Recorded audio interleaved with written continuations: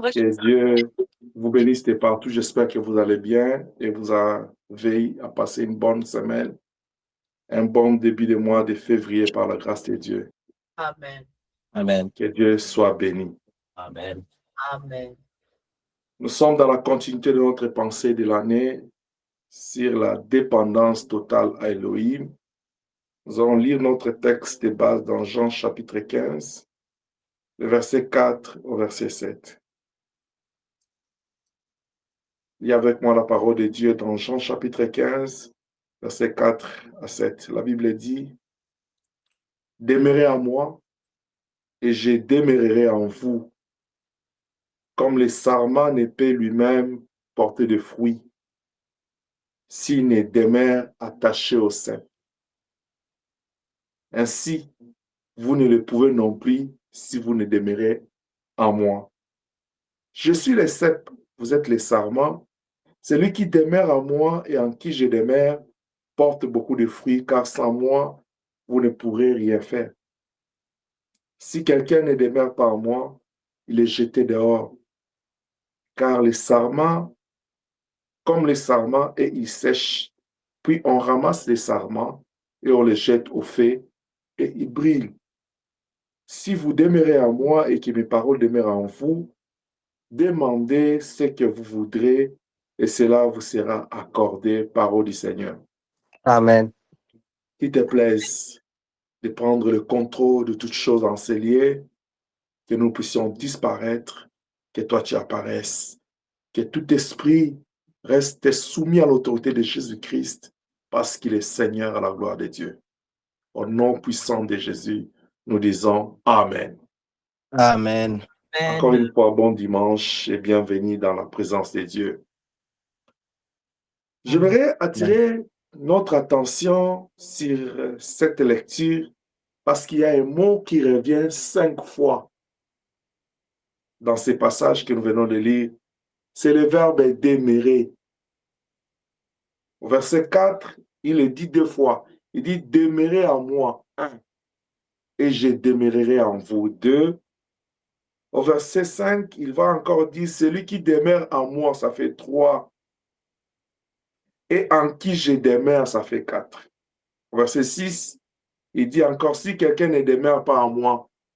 Voilà pourquoi je vais suivre la direction de l'Esprit contre ma volonté et je vais aller selon que le Saint-Esprit veut que nous puissions échanger ce matin. J'intitule mon sous-thème « Demeurer à moi ». Que Dieu nous bénisse. Amen. Demeurer à moi. C'est le Seigneur Jésus-Christ, les cep, les troncs d'arbres, qui parlent aux sarments, les branches d'arbres. J'aime cette déclaration du Seigneur. Un tronc d'arbre, imaginez-vous un tronc d'arbre, c'est comme un poteau qui est planté sous la terre. Mais il désire que les branches viennent s'attacher à lui, que les branches viennent hanter en lui. Moi, je me suis posé la première question.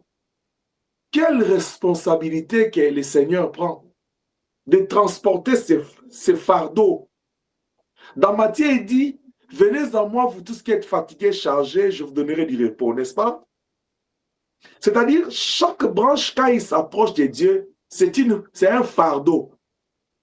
Mais Elohim, lui-même, ne se dérange pas.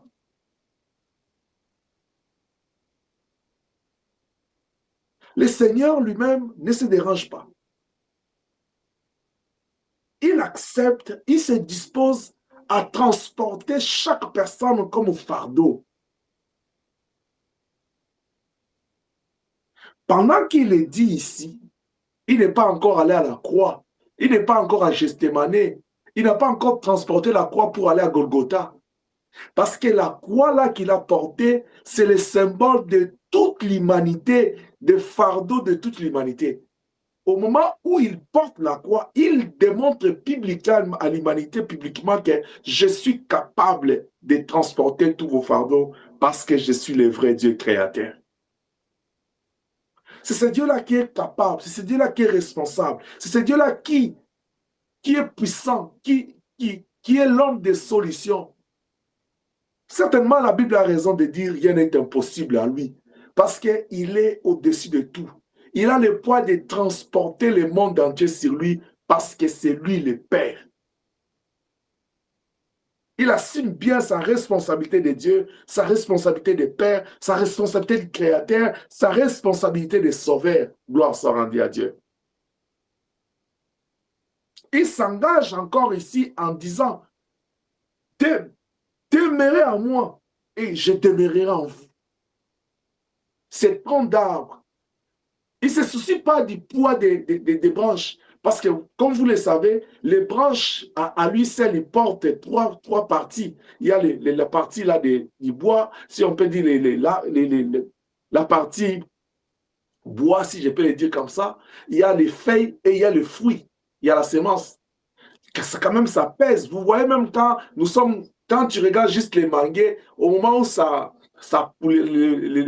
commence à pousser, le fruit, le mangue commence à pousser, au fur et à mesure que ça grandit, si cette branche, il y en a beaucoup de mangues qui ont grandi, la branche aura tendance à basculer vers le bas à cause du pesanteur.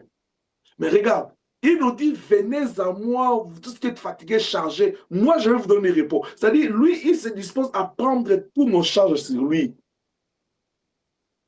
C'est pourquoi nous avons toujours dit, être un enfant de Dieu, c'est un privilège. C'est un privilège parce que nous avons au moins l'assurance que nous avons un endroit pour aller pour aller déposer nos fardeaux, pour aller nous dépouiller de nos stress, pour aller déverser notre inquiétude, nos questionnements, nos préoccupations au bas de son trône. C'est pourquoi je salue l'apôtre Jean quand il voit le ciel s'ouvrir et il a vu un trône. C'est devant ce trône-là. Et la Bible dit que l'agneau est assis sur ce trône de la grâce pour nous accueillir dans sa présence. Parce qu'il est disposé à nous accueillir, lui comme les cèpes, nous comme les sarments, avec nos fardeaux. Voilà pourquoi je dis à quelqu'un ce matin, c'est tellement important que tu sois attaché au cèpe. Parce que le cèpe, lui, il est disposé à t'accueillir avec ta vie telle qu'elle est. Avec nos limites, nos imperfections, nos soucis, nos combats, avec nos préoccupations, Jésus-Christ est disposé à t'accueillir tel qu'il est. C'est pourquoi la Bible a raison de dire, il ne remet pas dehors celui qui revient vers lui. Toi qui m'écoutes ce matin, même si tu as relâché dans la vie chrétienne, même si tu as relâché dans le service de Dieu, à cause des soucis de la vie, à cause d'un problème, à cause des combats, à cause d'une préoccupation qui perdure, j'aimerais te réconforter. Être attaché à Jésus-Christ comme cèpe, c'est tellement bénéfique pour toi. C'est tellement bénéfique pour l'Église. C'est tellement bénéfique pour chaque famille parce que les cèpes, c'est Dieu-là responsable. C'est ce Seigneur-là de gloire qui est venu nous apporter la rédemption. Être attaché au cèpe va te permettre de bénéficier de la vie, de la sève que l'huile tire de la terre, va te nourrir.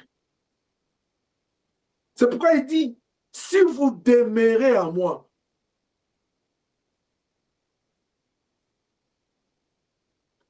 ce matin, j'aimerais que tu comprennes que la dépendance en Dieu, ce n'est pas seulement le fait de s'attacher à lui, mais c'est aussi le fait, premièrement, de se détacher du monde, s'attacher au Seigneur et rester collé à lui pour toujours. Parce que je parle à quelqu'un. Amen. Il dit demeurer. Demeurer veut dire durer pour longtemps. C'est tenir attaché à lui, pas te détacher.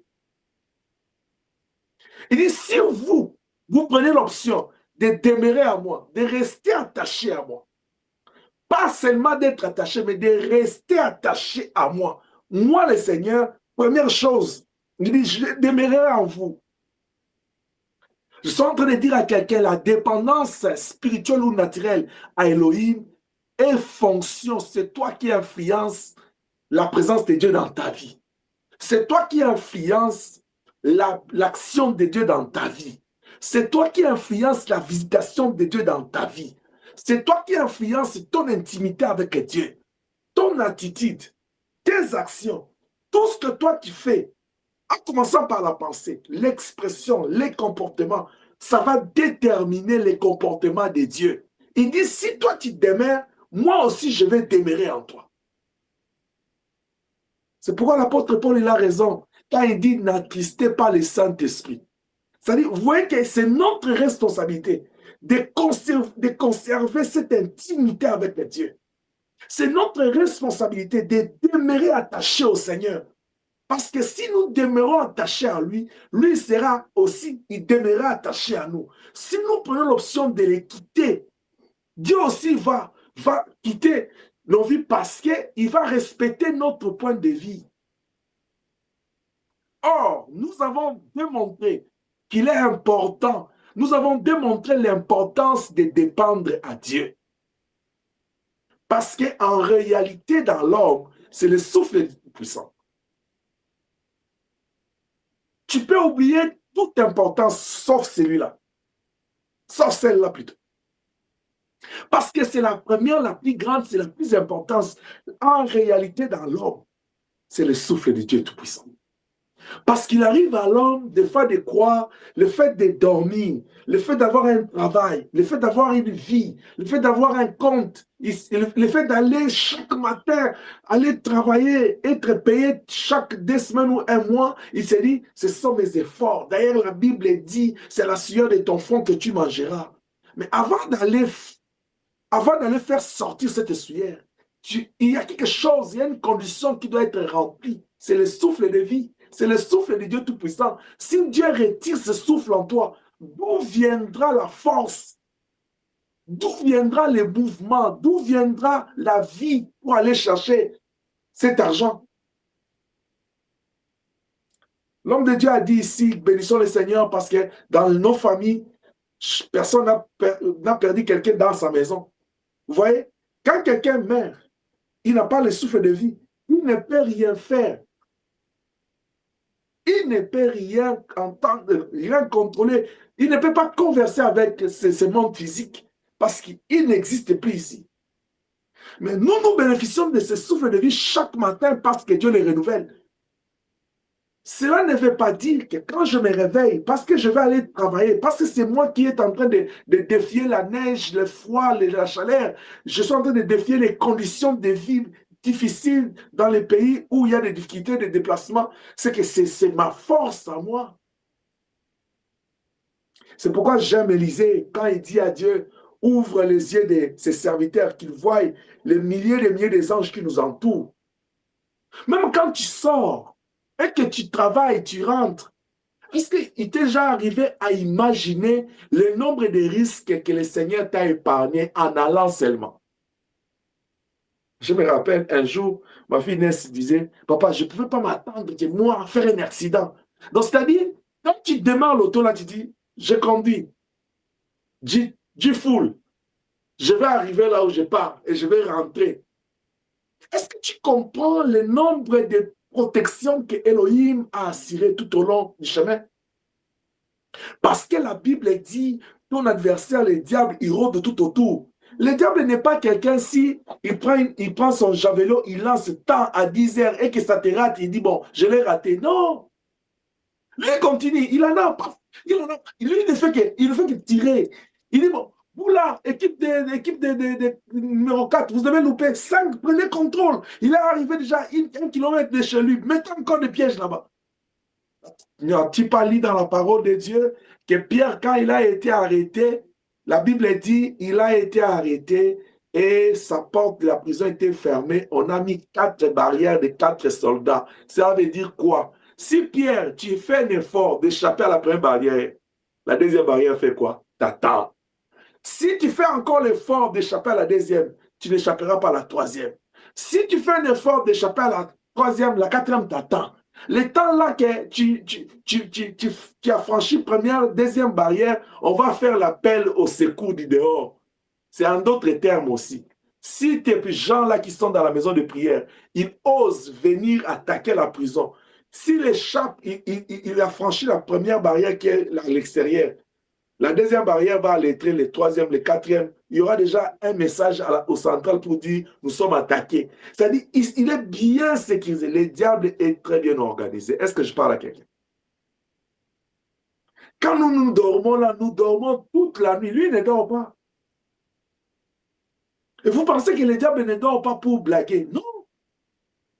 Il ne dort pas parce qu'il sait que non, nous avons un avantage. Il y a un Dieu quelque part qui nous aime. Est-ce que quelqu'un sait que Dieu l'aime? Amen. Il y a un Dieu quelque part qui t'aime. Amen. Et le diable sait que non, l'amour là de Dieu le Père est tellement grand et tellement bon pour l'Église, pour ses bien-aimés. Voilà pourquoi il nous appelle bien-aimés. Il apparaît à Daniel, il dit, Daniel est bien-aimé de l'Éternel.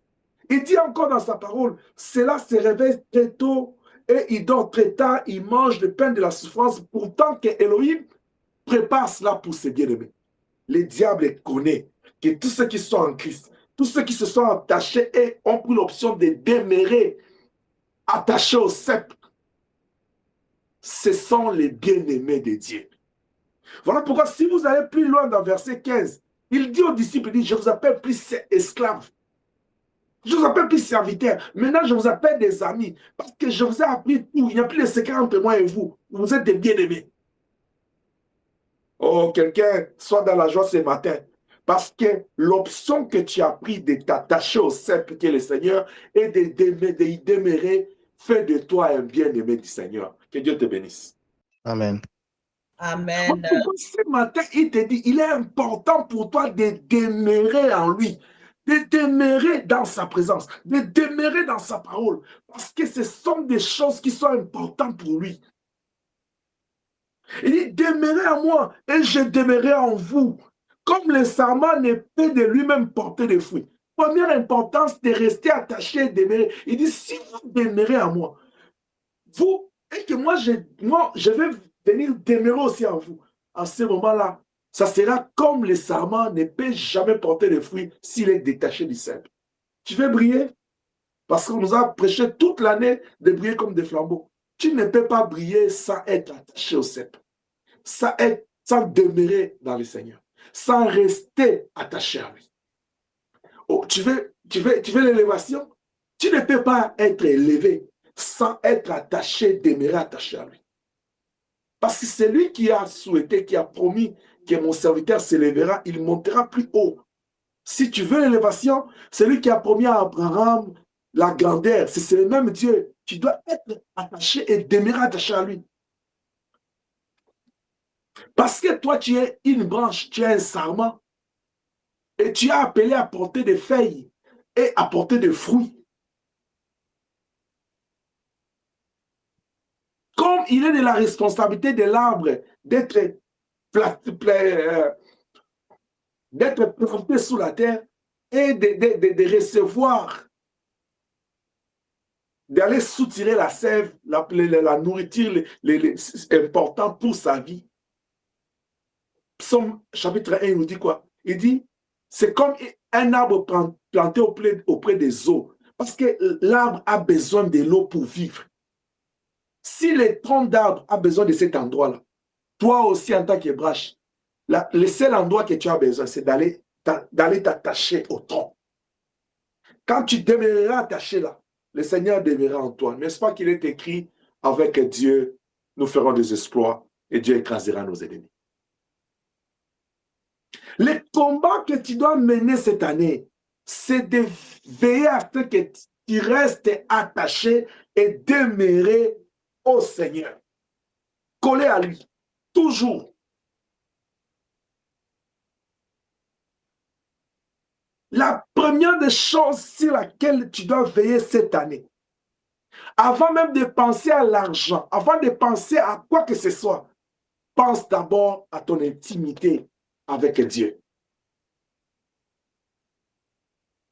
Parce que la Bible te dit dans 3 Jean, verset 2, j'aime que tu sois en bonne santé, que tu prospères en tous égards, comme prospère l'état de ton âme.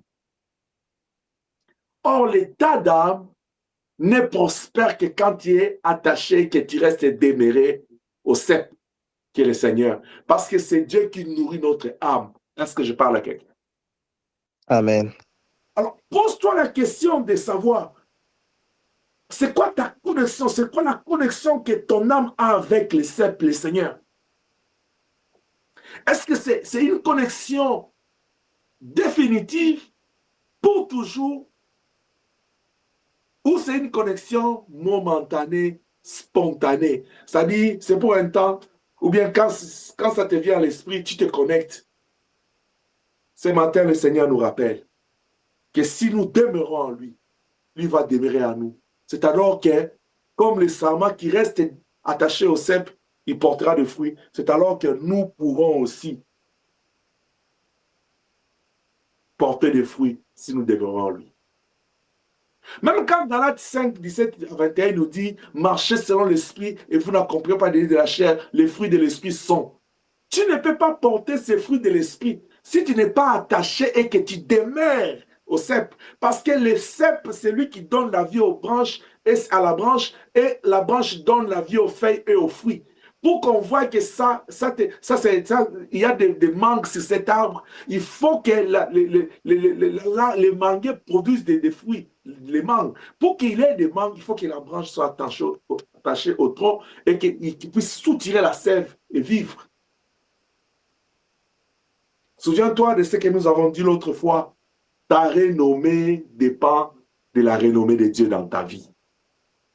Plus tu es attaché, tu restes collé à Dieu et que le Seigneur s'élève dans ta vie, c'est quand tu t'élèves avec lui. Pour aller à Jérusalem, il avait besoin d'un anneau et cet anneau-là, il l'a pris, il est monté dessus. Mais quand on chantait la gloire pour lui, quand on jetait des pannes par terre, le Seigneur était sur l'anneau calme, c'est l'anneau qui marchait sur les pannes. C'est-à-dire, en d'autres termes, le Seigneur de gloire s'est glorifié. Il a eu cette gloire, mais il a partagé sa gloire avec l'anneau, qui est le symbole d'un serviteur de Dieu. Or, pour être un serviteur de Dieu, il faut d'abord commencer par être un enfant de Dieu. Tant que tu portes cette gloire en toi, tant que tu portes le Seigneur en toi, tant que tu demeures en lui, tant que tu demeures attaché à ces dieux, la gloire de Dieu marche avec toi. La gloire de Dieu t'accompagne. L'élévation t'accompagne.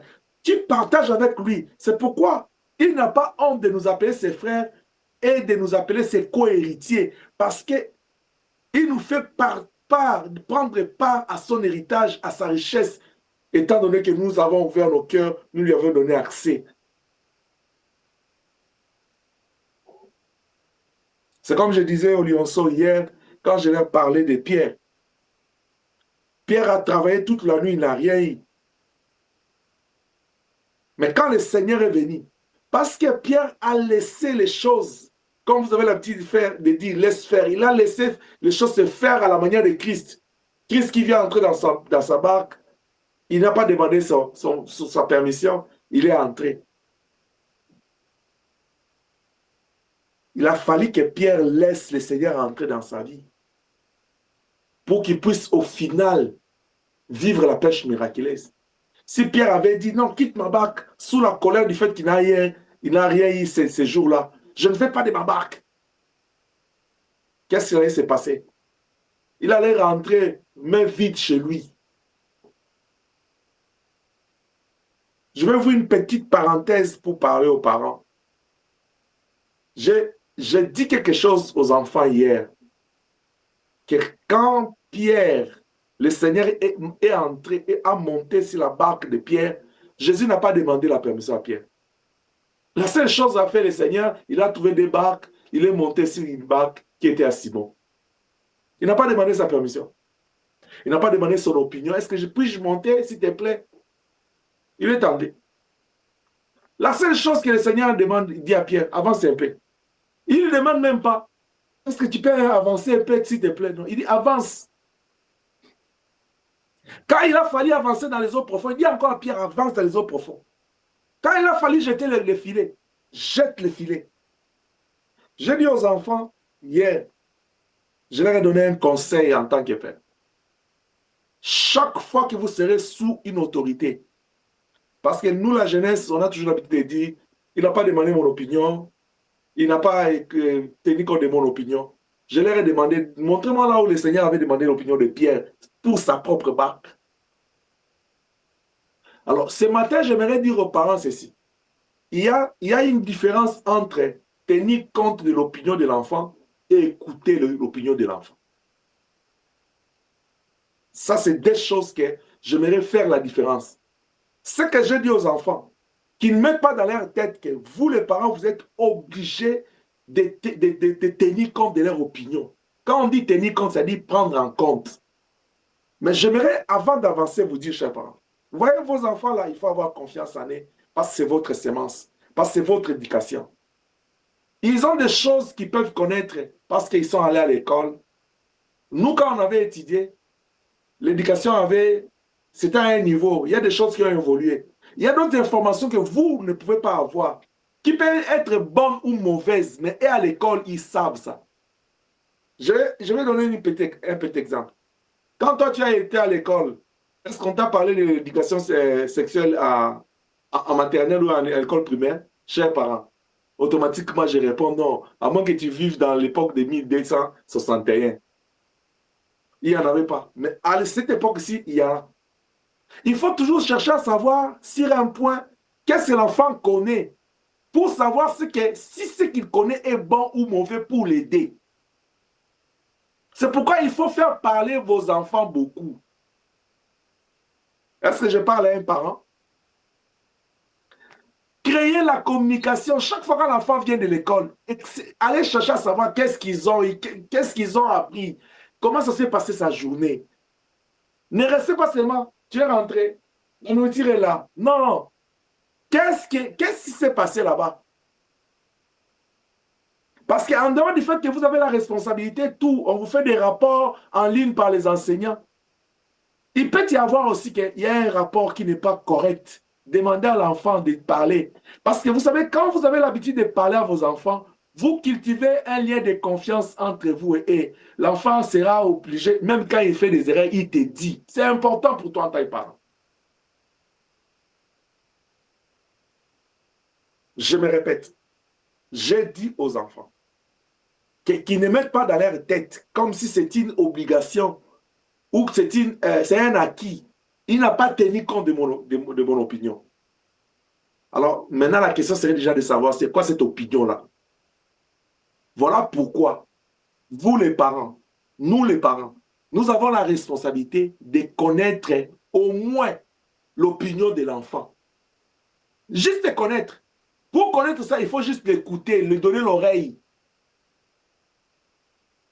C'est très important.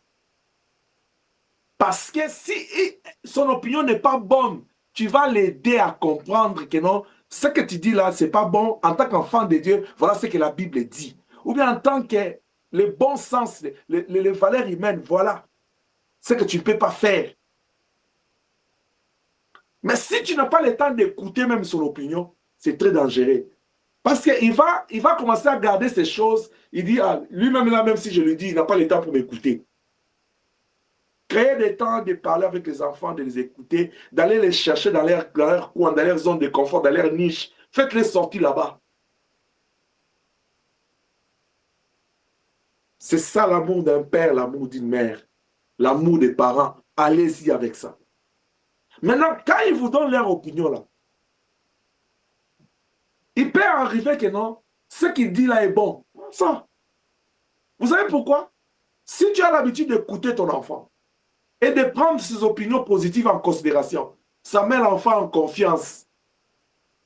Ça met l'enfant premièrement en confiance, dit, oh, je suis valorisé. Les enfants aiment être valorisés. Même nous, les grandes personnes, on aime ça. Si déjà toi-même, en tant que parent, tu valorises l'enfant, c'est tellement important. Si l'enfant donne son opinion, tu trouves que c'est bon.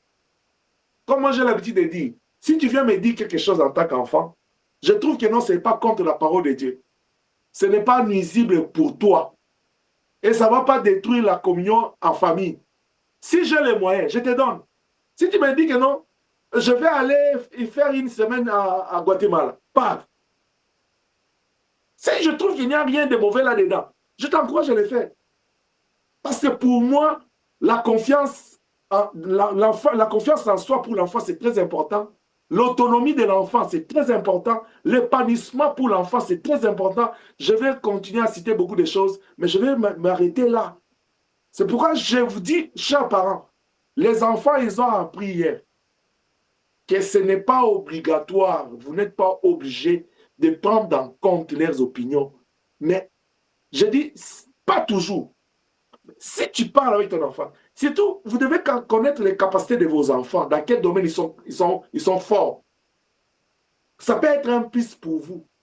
Allez-y, demandez-leur des services, demandez leurs opinions dans ces points de vie-là. C'est très important. Mais si son opinion n'est pas correcte par rapport à la parole de Dieu ou par rapport aux mœurs, parle avec l'enfant, démontre-lui que non, ça c'est pas bon. Voilà ce que la Bible dit, voilà ce que les valeurs sociales nous disent.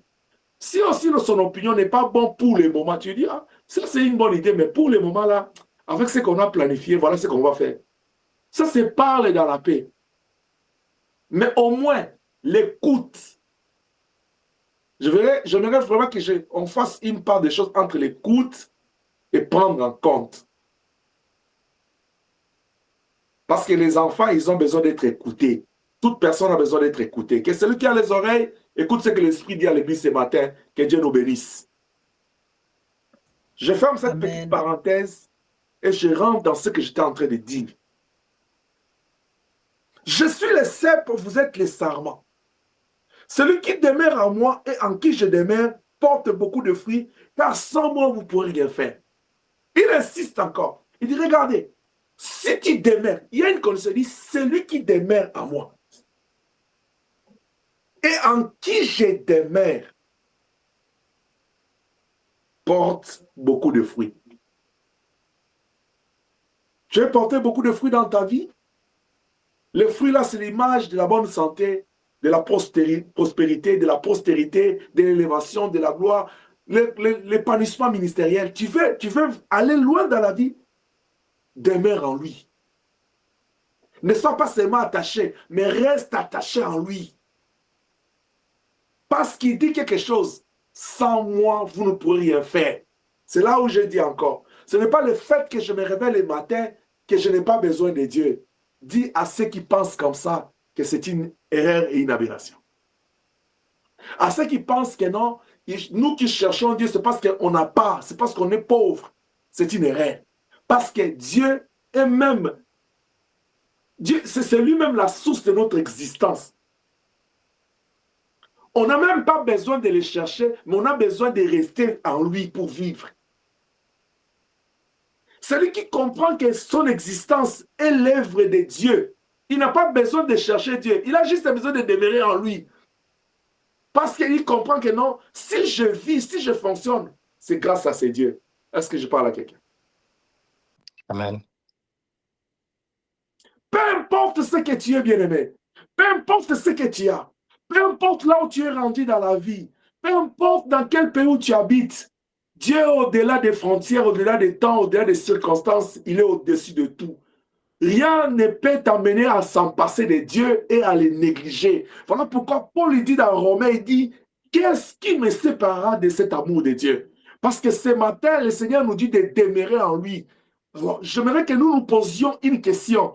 Qu'est-ce qui peut m'empêcher de me détacher de lui ou de ne pas demeurer dans cet attachement? Est-ce que c'est la vie? Est-ce que c'est le péché? Est-ce que c'est la maladie? Paul est en train de dire beaucoup de choses. Est-ce que c'est les combats? Est-ce que c'est l'animosité? Est-ce que c'est le mépris? Est-ce que c'est la négligence des autres? Parce qu'il y a des gens qui quittent l'église, ils disent, je quitte l'église parce que dans cette église-là, on ne visite pas les gens. Donc, comme on ne t'a pas visité, tu dis que non, je vais perdre ma communion dans cette église à cause de ça. Oh non, je ne vais plus faire ça parce qu'on a fait ça. Il n'y a que Dieu qui donne une condition. Entre le créateur et la créature ne peut pas donner au créateur une condition. Il y a des gens qui commettent des erreurs et disent, Seigneur, je vais faire une prière d'une semaine. Si tu ne me réponds pas, je laisse de te servir. Ah! Bien aimé, avant que toi tu commences à les servir, il y a des gens qui l'ont déjà servi. Si tu laisses là, il y aura des gens après toi qui vont les servir. Avant que toi tu commences à les servir là, au ciel là, il y a des serviteurs infatigables qui se prosternent devant lui et qui lui donnent un bon service. Je parle d'un bon service sain et agréable. Et il ne se fatigue pas pour ça. C'est pourquoi il nous a répondu, nous qui pensons que si tu ne fais pas ça, je laisse. Si on me fait ça, j'abandonne. Il nous a répondu, Dieu nous a répondu. Il dit, si vous ne savez pas m'adorer, je vais susciter des pierres. C'est-à-dire, Dieu est capable de nous faire taire tous.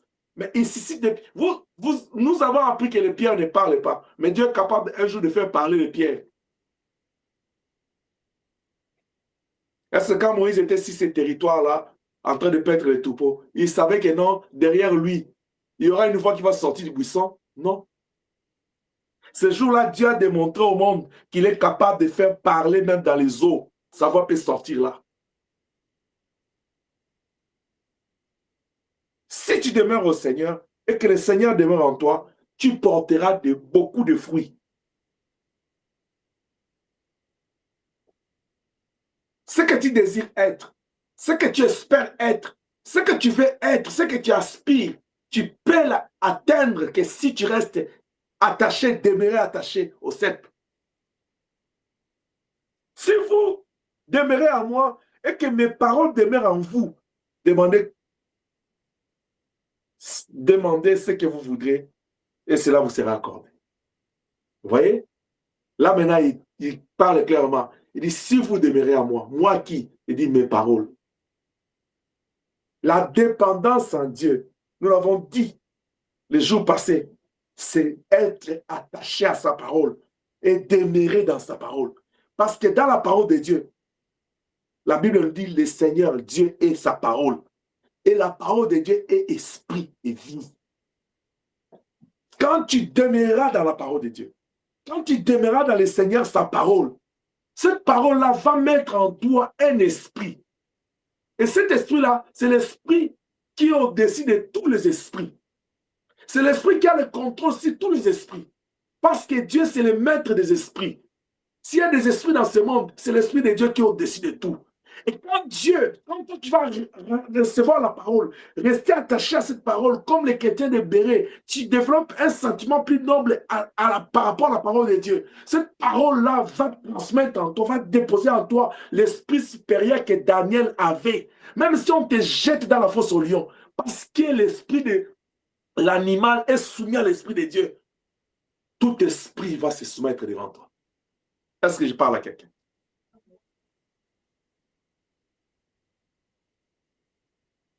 Amen. Luc chapitre 10. Les disciples sont allés à la mission qu'il leur a confiée. Au retour, ils étaient très contents parce qu'il y a eu de grandes choses qui se sont manifestées, parce qu'il y a eu des fruits dans les ministères. Le Seigneur a regardé les disciples et dit, ne soyez pas contents puisqu'il y a eu des gens qui sont guéris, des malades, les boiteux, les aveugles en vie. Mais soyez pourtant contents parce qu'il y a vos noms qui sont écrits dans le livre de Dieu. Mais aussi, ce que vous êtes en train de dire là, moi je vois les diables descendre comme un éclair. Je vous ai donné le pouvoir. C'est à cause de ce pouvoir-là, un esprit supérieur que j'ai déposé en vous. Parce que vous, cet esprit-là est venu comment? Je vous ai dit, allez partout. Je vous ai envoyé de ville en ville. Vous avez reçu ma parole. La parole-là que vous avez reçue que je suis, a déposé l'esprit que je suis. Parce que la Bible dit, le Seigneur est esprit, l'esprit supérieur en vous. Étant donné que vous étiez en train d'aller avec cet esprit en vous, de Dieu avec vous, rien ne pouvait s'approcher devant vous. Et vous avez écrasé tout. Tu veux vivre la gloire de Dieu dans ton travail, dans ta maison, dans ton ministère, dans ta santé, dans tes projets. Laisse que la parole de Dieu demeure en toi. Laisse que toi, tu demeures dans la parole. C'est pourquoi il te dit, si tu demeures en moi, moi, je viendrai demeurer en toi. C'est-à-dire, si toi, tu prends l'optique de demeurer dans la parole de Dieu, cette parole va demeurer en toi. Il y aura la vie de Dieu en toi. L'esprit l'esprit de la parole et la vie de la parole vont t'accompagner tous les jours. Et dans tout ce que tu vas faire, ça sera plus toi. C'est pourquoi il dit, si moi je vis, ce n'est plus moi qui vis, c'est Christ qui vit à moi. Christ là, c'est sa parole. Sa parole, c'est l'esprit et la vie. Parce que c'est la parole de Dieu qui vit en moi. Dans tout ce que je fais, ce n'est plus l'esprit de l'homme qui fait. Vous voyez, quand tu es conduit par l'Esprit de Dieu, tu as la lumière sur tout. Le Saint-Esprit te dit, ne dis rien, ne fais rien. Agis, c'est le bon moment, ce n'est pas le bon moment. Parce qu'il y a des fois, nous ratons des choses parce que nous agissons avant ou en retard. Ou soit nous agissons pas de la bonne manière, pas au bon moment, pas au bon endroit, parce que notre esprit d'homme comprend les choses à la manière d'homme. Mais le Saint-Esprit, lui, va aller sonder même les mystères cachés pour comprendre qu'est-ce qui est caché derrière le temps. Est-ce que je parle à quelqu'un? Voilà pourquoi il est important, même dans ton travail, de laisser l'Esprit, la gloire de Dieu te conduire. C'est en cela que tu vas rejoindre Paul quand il dit marcher selon l'Esprit. Et tu vas rejoindre Jean quand il dit lorsque le Saint-Esprit viendra, il vous conduira dans toute la vérité. Il a pris au Seigneur que ce matin, que nous puissions parler à chacun de nous de sa volonté, son souhait.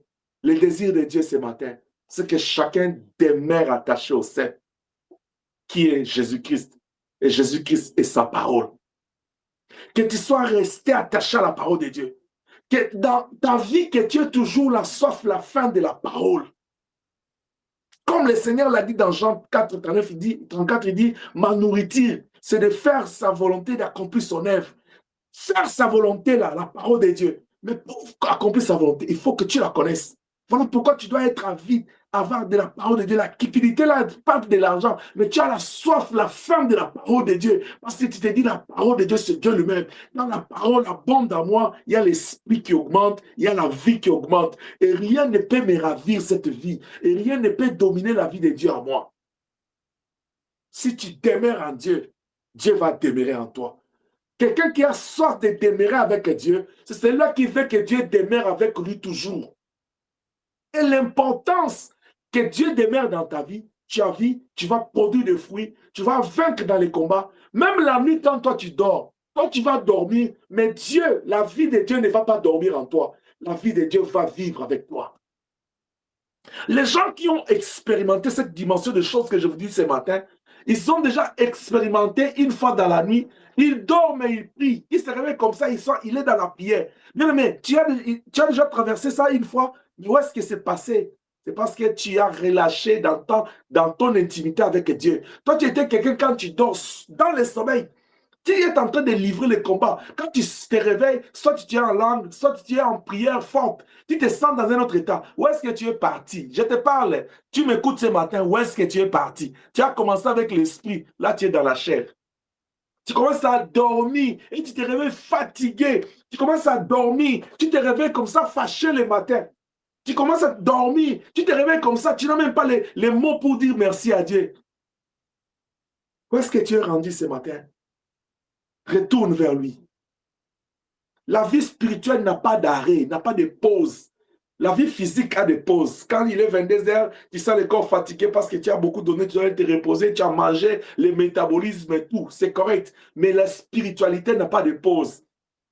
Dis à celui qui est à côté de toi, la spiritualité n'a pas de pause. Parce que tu dois demeurer attaché au cep. Et le cep, lui, n'est pas inquiet de la quantité de branches qu'il doit recevoir parce qu'il est fort. C'est lui le créateur. J'aimerais que tu entres en prière avec moi ce matin pour que tu pries le Seigneur. C'est lui qui crée ses vouloirs et faire dans nos cœurs. Dis-lui de créer ses vouloirs, ses besoins de Dieu en toi, de demeurer, de veiller toujours à ce que tu ne puisses pas te détacher du cep. Prie avec moi. Au nom puissant de Jésus-Christ. Au nom puissant de Jésus-Christ. Au nom puissant de Jésus-Christ. Au nom puissant de Jésus-Christ. Senhor Pai, quero que o Espírito Santo, Senhor Pai, dê-me o Espírito para essa Senhor Pai, de querer estar sempre na tua presença, revestir, Pai. Auxilia, me reduz para a graça, Senhor Pai.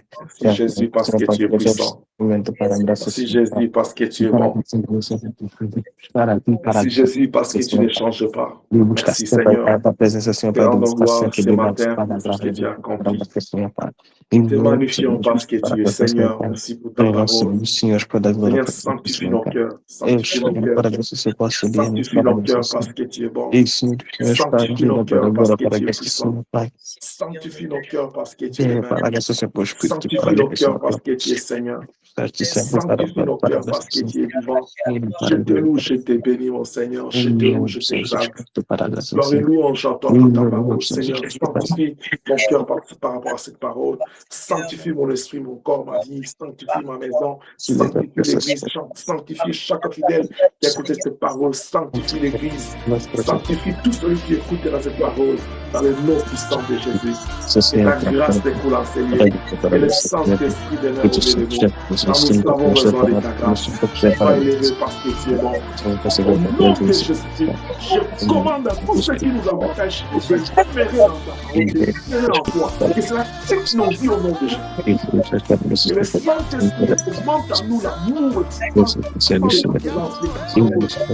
nous puissions rester à toi. Parce que tu es notre Dieu. Dans le nom puissant de Jésus. Dans le nom puissant de Jésus. Dans le nom puissant de Jésus-Christ. Dans le nom de Jésus. Tu vas encore prier le Seigneur. Tu vas lui dire d'augmenter en toi la soif, la faim de sa présence. De sa présence. Tu vas demeurer dans la présence de Dieu.